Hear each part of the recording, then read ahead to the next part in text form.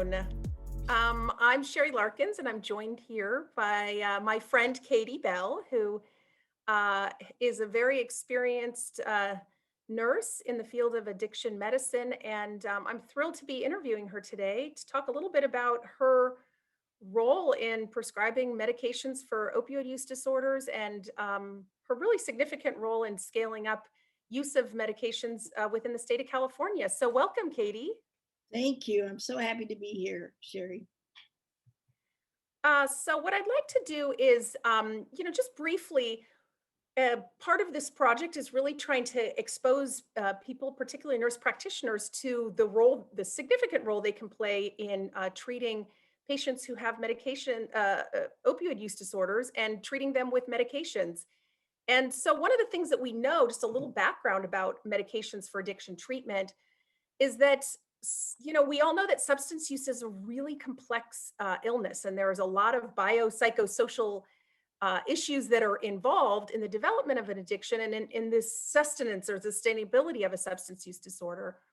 And in the last couple of decades, we've had really great success with using medications to kind of help loosen that unnatural grip that drugs of abuse have on our sort of neurotransmitter systems. And one medication in particular that we're interested in talking about today with you is buprenorphine.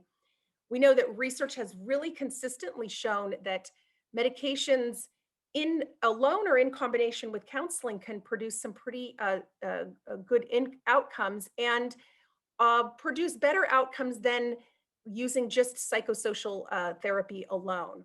And we also know that using medications for addiction treatment, it's really reduced the risk of overdose and opioid related morbidity and mortality.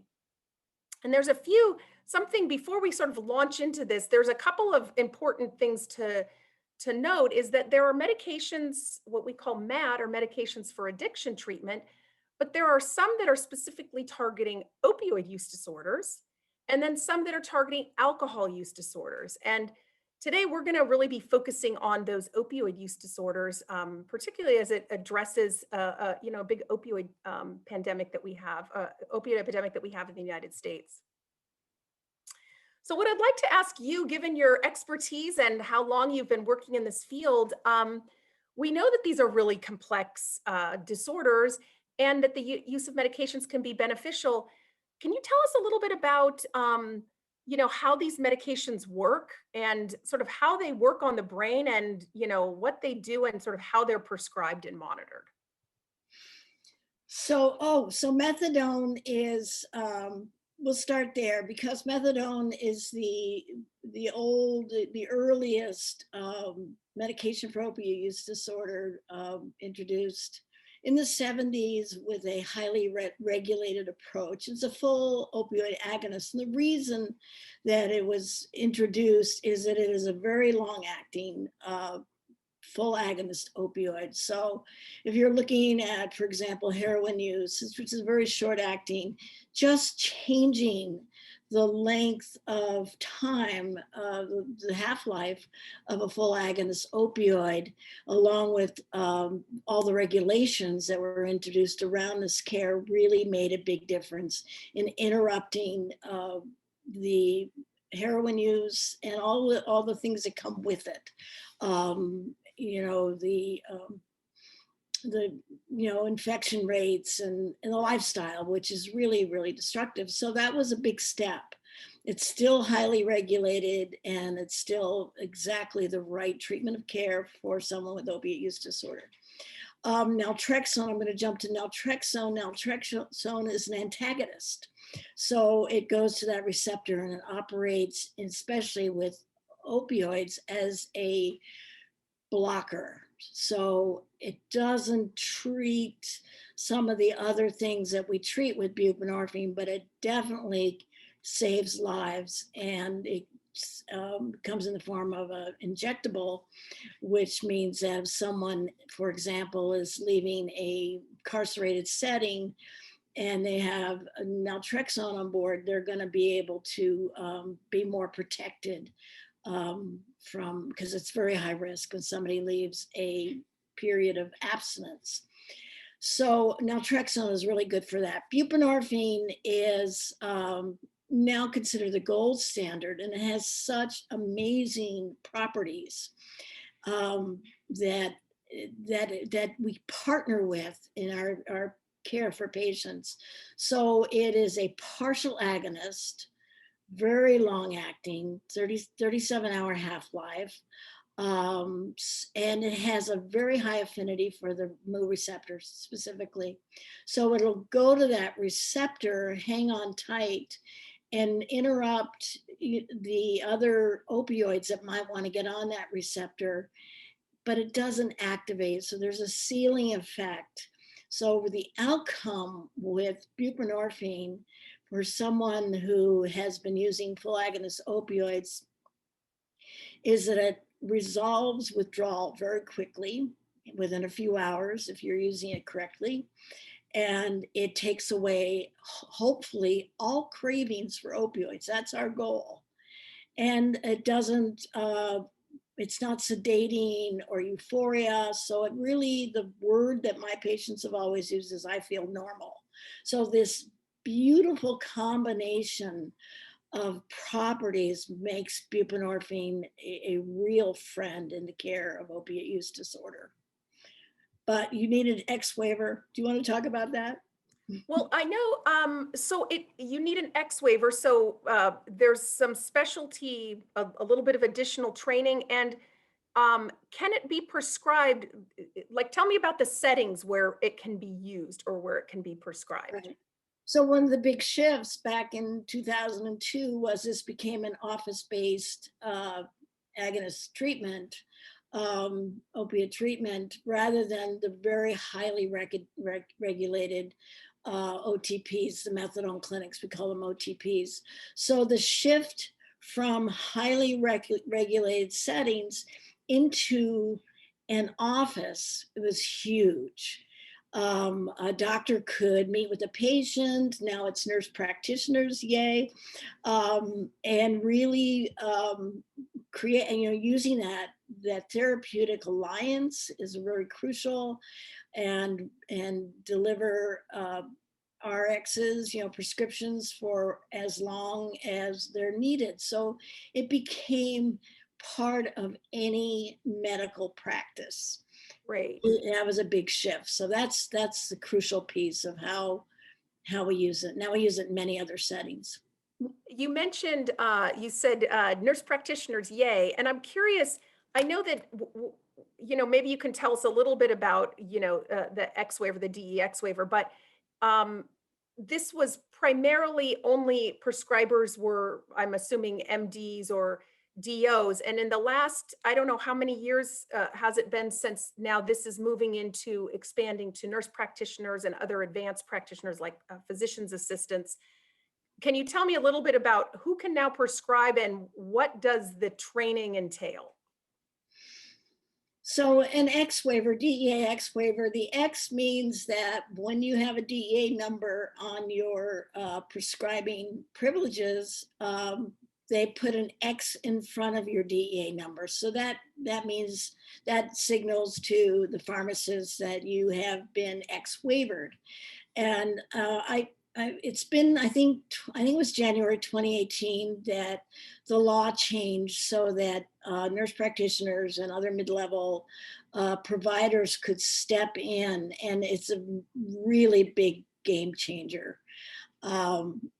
The requirement for nurse practitioners and other mid-levels is 24 hours. So there's 24 hours of training, which you can do in person or online. Once you complete that training, you send that in to the DEA and you get an X. You get X waivered.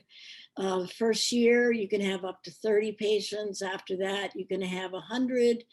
And after that, if you really have a very big practice, you can apply for 275 patients. So pretty Great. easy. The training is comprehensive and you're really ready to get started. Now, one thing that makes, I think, buprenorphine also kind of unique from other medications for addiction treatment are that there are these various, excuse me, formulations. So, um, I'm curious a little bit about, how the formulations look and how it's sort of prescribed and how it's decided which of these formulations might be a best fit for a patient. I don't know if one of them is kind of the standard of care or is one of them more common.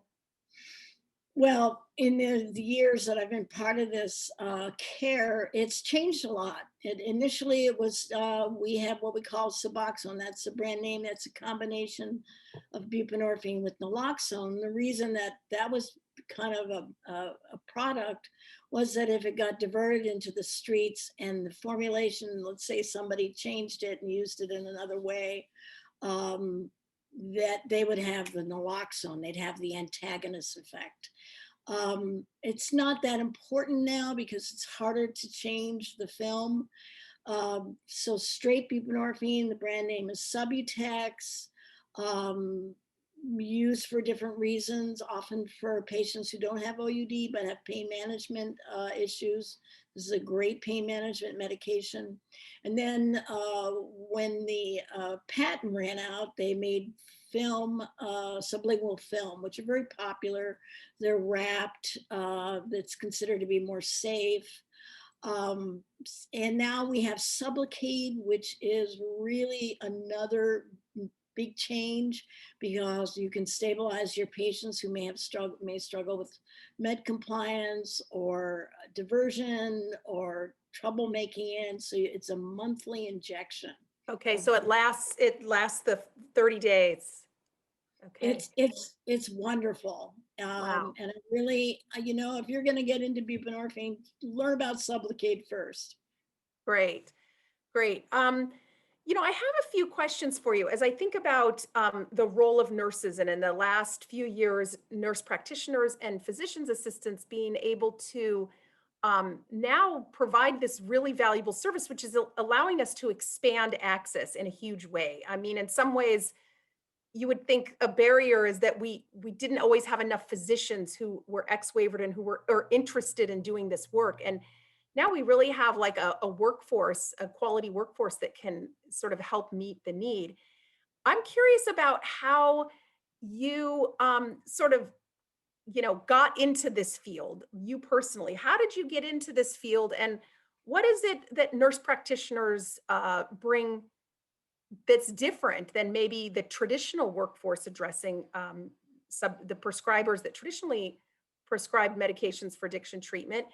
And then also tell us a little bit, this is a challenging population. A lot of people purposely select not to work with patients that have mental health and substance use disorders because they can sometimes be more challenging patients.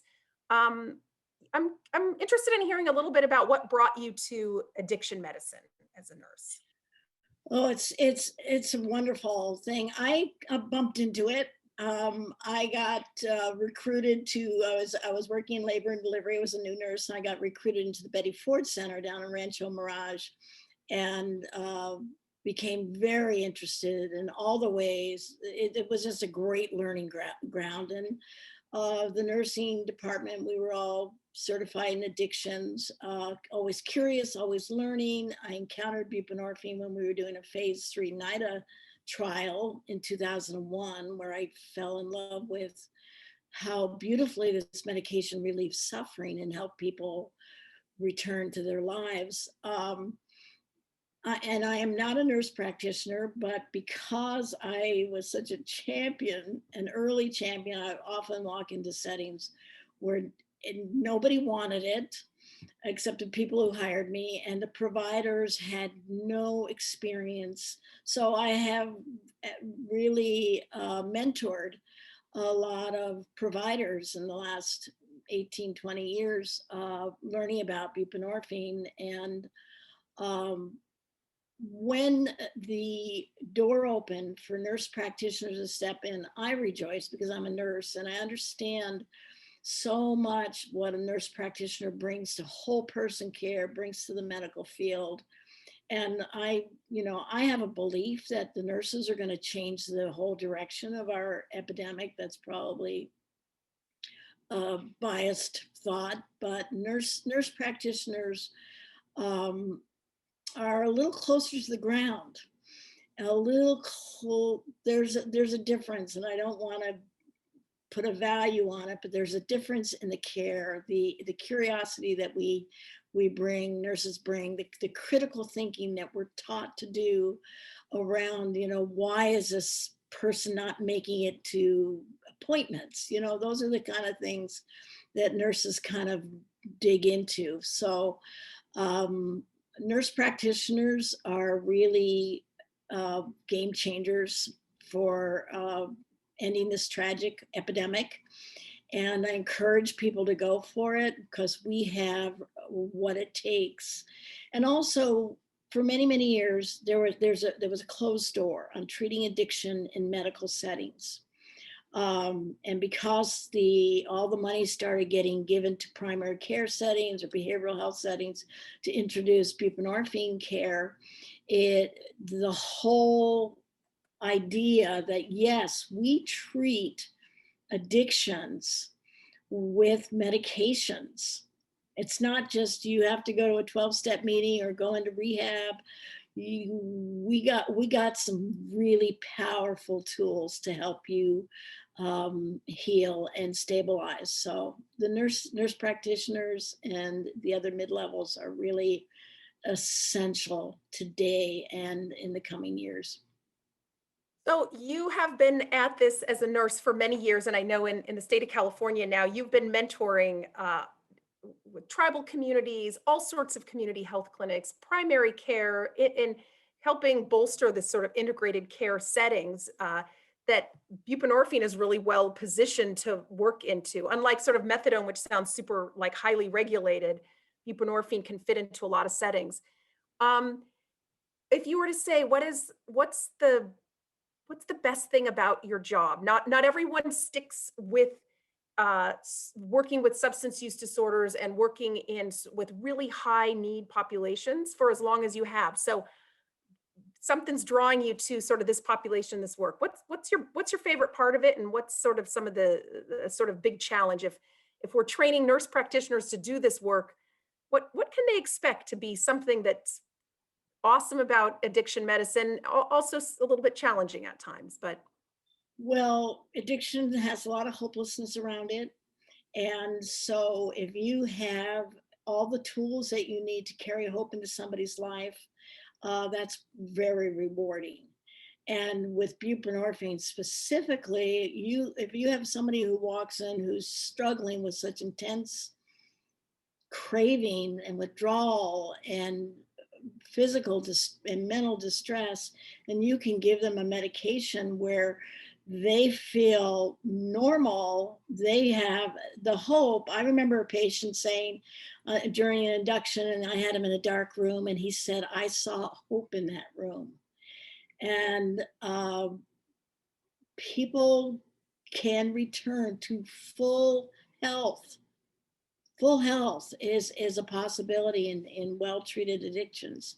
Now we're interested in stimulants and alcohol, and don't get me started, but I love that we carry a medicine in our work that is hope, which truly is a medicine.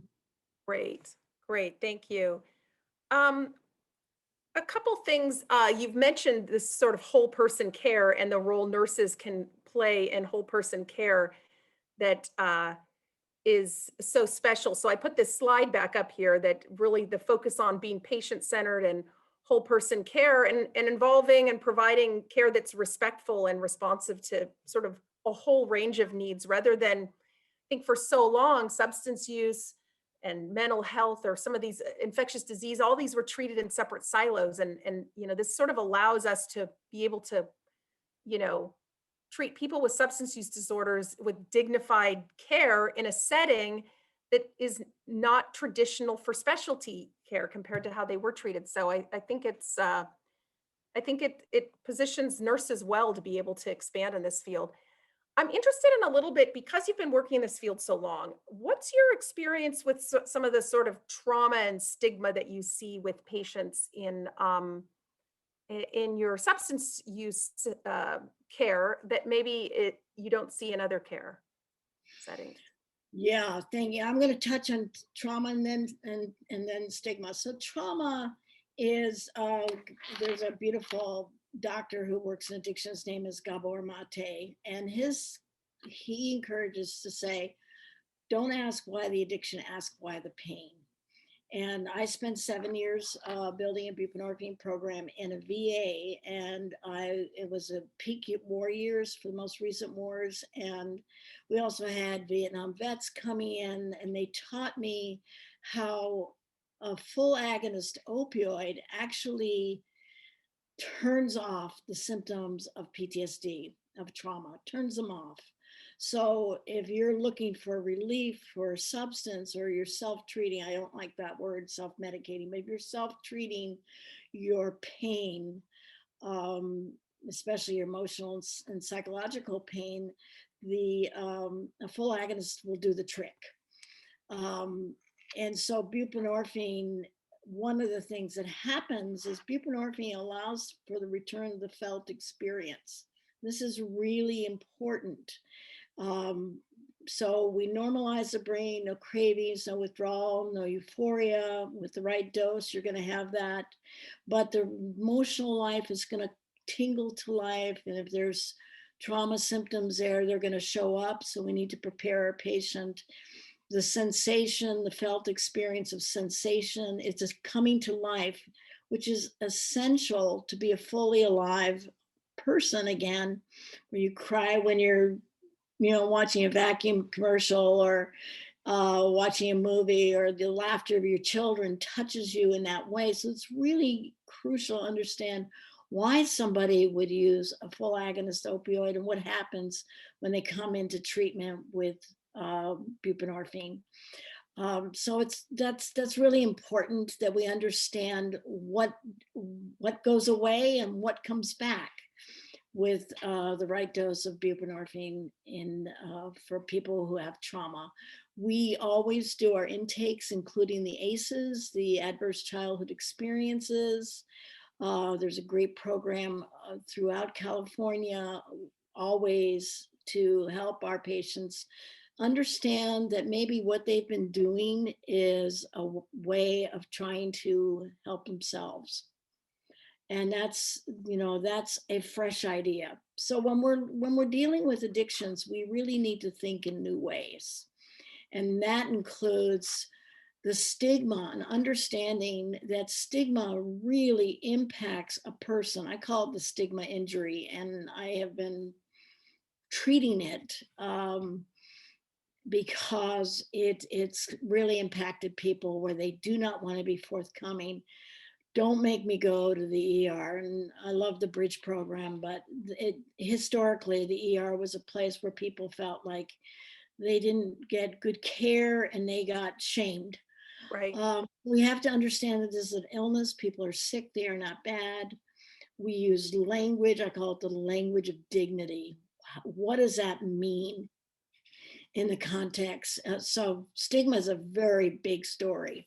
I put up some of this slide that does kind of go over that destigmatizing language, because you mentioned in the ER that, people historically have said it's really a place where they felt like they just did not get dignified care at all, or where they felt shame when they left. And so here's a slide that really sort of goes over some of this, if you want to review this a Yeah. little bit. So I think the most important thing is that we never use the word addict. It's the only place that it seems to still be acceptable is in a 12-step meeting where somebody says, I'm an addict. And that's kind of their way of owning their experience and their willingness to heal. I'm not going to change the 12-step world, but the word addict is really immediately stigmatizing. So we use person first, right? People who use drugs, people who inject drugs, person misusing prescribed opioids. We especially don't use this term to apply to a baby who has been born with neonatal abstinence syndrome because of a mother who has opiate use disorder. To say that a baby is born addicted is the beginning of stigma in that human being's life.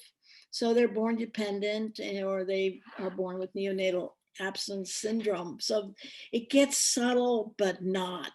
But addict is a hammer word. It hits people like a hammer. We don't use, Hmm. and it's so commonly used. Um, the word user is also as almost as pejorative, right? So we get rid of that. Junkie.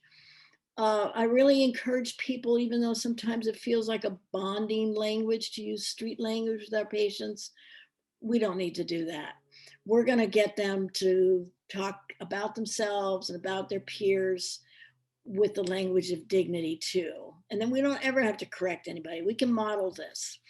Um, and give yourself time to keep learning. We're all doing a lot of self correcting. So, alcoholic is a person with alcohol use disorder. That's a little bit of a mouthful, right? Just like addict is short for people who use drugs. But really, the payoff in changing the language is tremendous.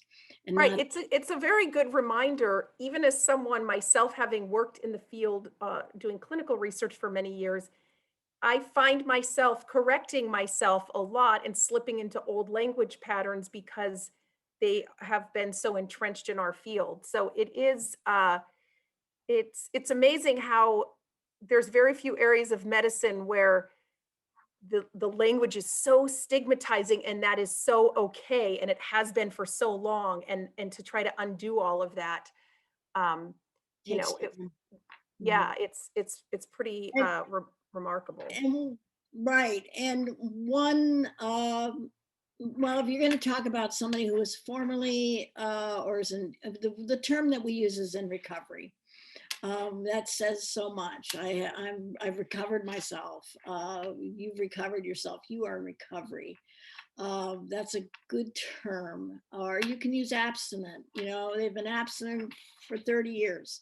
The other one I just really want to point out real quickly is that we never use the terms clean or dirty to describe a lab result. And a urine drug screen is a lab result. And that is prevalent still, even though we're working on it every day. It's a term. It's not, it's like we wouldn't sit down with a patient and go, well, your A1C is dirty. We would Right, never do this. So rather than saying we shouldn't use those words, we really need to frame it in this is a lab result. right, It's so off the mark and we don't do it. right. There's so many areas of medicine when we take, substance use disorders and we compare them to other areas of medicine where we have sort of wronged this for so long, and it's great we're kind of becoming more aware around this. So we really appreciate it. I wanted to bring up this slide, which is really, having sort of walked through your own kind of history of how you came into this field and stayed in this field, and now really help transform other clinical settings, which we'll get to in just a minute, to be able to continue these practices and using best sciences and best evidence-based practices with a new workforce, which is nurse practitioners and physician's assistants. And I kind of wanted to bring up this sort of a call to action about sort of the specialness or that nurses bring to this process. Right. So this is we just talked about the science of this kind of care, and now we're talking about the art. And the art is really understanding motivational interviewing. I never get enough of it. I've been taking trainings for 20 years, and I'll sign up. It is truly a beautiful way to create a partnership with the patient, to meet them where they are without leaving them there. That's an important thing. Meet them, but don't leave them there. Uh, really cultivating autonomy. Recovery is healthy autonomy. No matter how sick our patient is and how much work they have before them, once we have that partnership, using the right language and motivational interviewing is really, it's a living thing. You meet a person and you find out what their goals are, what their readiness for change is. So I'm going to start there. And then the idea that once you have really understand that you welcome care for all people in your practice, and people who have substance use disorders are going to need a safe place, right? That's trauma informed response. A sanctuary is you're safe in my office, no matter where we travel together. Even if you relapse, this door is open. This is your safe world. You have confidentiality. There'll be healing around your stigma injury. And it can be done so directly. It doesn't take a lot of, providers are, have a lot of time limits that they have to do. So learning the art, and really, really expecting, I heard a doctor say, trauma-informed care in addictions is like a universal precaution to understand, to expect it, and to address it with a great deal of tenderness and respect. Some people can't talk about their trauma right away. So we always ask permission. Can we go there with you? And the cultural humility is really essential in terms of all the cultural challenges. I work specifically right now with a lot of California tribal communities, and cultural humility is the first and only place I stand in understanding that I don't know much about this culture, that I have been invited to help with what I have. And it's more of an attitude, an understanding, a respectful stance rather than a competence. Big Great. difference. As we sort of wrap up, I want to transition to you have been helping the workforce in our state and in other states, and helping the workforce learn how to do this and learn what it takes to be good at prescribing. But it's not just prescribing, as you've sort of talked about in our meeting today, is sort of all of that whole person care, and sort of what nurses and nurse practitioners can bring to this experience. I'm kind of curious about, from the mechanics end of things, as you develop, a program, a MAT program, which you've done several times in different clinics with different folks. And um, I'm curious about, based on your experience, how supportive are staff? This is still, we talked about stigma. It's still a very sort of stigmatized area of medicine. And I'm kind of curious about this issue, the staffing acceptability. Um, you know, what kinds of things have you had to do? What's your kind of personal experience in this area Yeah. of Oh, helping? this is where the rubber hits the road. So Yeah, yeah, we have, and it's very difficult, especially in primary care settings, because it's, even though you have different departments, it's very siloed. So building a team, a clinical team around the care is really a challenge, which is where all the grant money is about, is getting people in the building that can provide more care.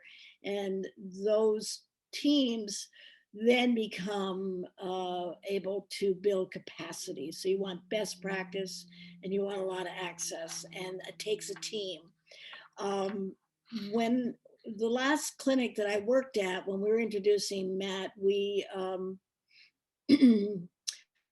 made an appointment with every single department. That's billing, reception, call center, behavioral health, every department. I said, can I spend 20 minutes with and I gave them the basics. Here's what a MAP program is. Here's how buprenorphine works. Here's what our program looks like. Um, and here's how this particular thing is going to touch your working life, right? So medical billing wanted to know about codes, and medical records wanted to know best way to store, and all those pieces. So when we right. had our first patient, the whole clinic was ready. Yeah, Uh, wow, and, amazing. and people who felt angry or afraid of people with addictions, I addressed that. I want, stigma isn't just pulled out of the air. It comes from how we feel. And a lot of us have been really devastated by addiction in our families. And maybe we're really angry, maybe we're really sad. So those, you need to acknowledge the source of stigma, and then building a team. So you have 4 different needs for that whole person. You need medical care. The nurse practitioners, the providers are going to be the first to stabilize, bring them in first. Then you have the care coordinator, which can be an RN. In my case, was an RN, coordinated all the care. So you have medical, you have behavioral health needs. Then you have recovery needs. Is there a substance use counselor within our setting, or can we partner with somebody out there? And the 4th is case management, income, social needs, social triggers. So those 4 things are addressed in a medications for addiction treatment program. And different people do different parts of that, because you build with what you have and you work with what you have. So the medical aspect of a nurse practitioner is going to be these teams are built around trust. So there has to be a time where we sit together every week, talk about these patients, make clinical decisions together. That's hard for a provider. Providers often don't want to include other people in their decisions. That's one of the biggest barriers. So that there has to be a sense of trust. A provider who has a substance use counselor who really knows how to provide care, you can take care of, twice as many patients, 4 times as many patients. So understanding that the dynamics are built around shared values of harm reduction, shared values of stabilization and safety, behavioral health. Most newly sober patients are not that interested in doing deep therapy. Working on the trauma may not be diving in. It may be getting some coping skills. So the team takes care of those 4 essential elements. Have you noticed, like, over the years of doing this, have you seen a shift in sort of general primary care, a sort of cultural shift on what, like, is there a cultural shift happening now? We know that opioid use disorders has affected all social classes, all races. We know lots of people, as you said, are touched by this. And it's becoming a bit more common to be treated within primary care settings for a substance use disorder. What are you seeing sort of on the ground with when you're out there doing work and you're having to go from department to department to really get that top level buy-in and buy-in it from each of these folks to bring a team together? Is your job getting any easier now after all these years? A whole different world. So when I started at one of the clinics, the primary care clinic that I was last at, they hired me to taper everybody off of opioids, but they told me every day, we don't treat addiction. And I went, okay, good to know. We don't treat addiction. And then, I was doing presentations on buprenorphine, and the medical director was saying, don't talk, Katie, stop talking to them about buprenorphine. You're upsetting them. So that's has been part of my journey, is really always understanding Like those that. barriers and challenges of some people just not sort of recognizing the legitimacy and the science behind this. And those moments when they go, oh my goodness, of course we treat addiction. Right. And that, that clinic is like a model throughout our communities of treating addiction, and watching those light bulb moments. We're not adversarial in any way. My motto is, I'm water, you're granite, I win, but water loves granite. So come closer and let's learn together. So the opiate epidemic and buprenorphine and the need for a waivered provider is like the Trojan horse into medicine, especially primary care, where we're now going, how do we treat stimulant use disorder? Or is there something I need to know about treating alcohol? So now the curiosity, it was pick and shovel work for many years. And now Right. there, there are roads, there are bridges, there's a huge, fantastic, curious community where we keep learning together. And yeah, so it's been transformed, and I'd say in the last 5 or 6 years, especially by many people, See, many you are different. in style now. It took, what did you say, pick and hoe for 30 years of doing work in this field. And now you're, I'm sure, highly in demand for your very unique skill set. Yeah, I remain inspired to cultivate this kind of care. Great. As we wrap up, I'm just curious if you have any, parting thoughts for folks, particularly coming from this like nursing and nurse practitioner community that's, entering the field and sort of entering medicine more generally, but may have some interest in substance use disorders. Any kind of thoughts on, you know, some sort of take home thoughts that you have in based on your long history of working in this field? Yeah, so the nurse practitioners that are entering medicine now as licensed professionals, we cannot turn a turn our eyes against addiction. It's in the room. We're treating it like we would hypertension. We see it as a chronic illness. There's tons of materials. So rather than go, no, I don't like that, see if you can find something to love about it. It's always about that, that ability to heal and to bring hope. Often we don't like it because of all the frustration, but plug into the resources. There's some really brilliant nurse practitioners, addictions nursing. That's a certification I highly recommend. Um, the American Society of Addiction Medicine and the California Society of Addiction Medicine is fantastic. One thing I've noticed is some panels that I've been on where we have nurse practitioners and physicians who are all very skilled and seasoned. Um, Nurse practitioners, as I think you said earlier in the presentation, they bring something special because they are much more in tune at the ground.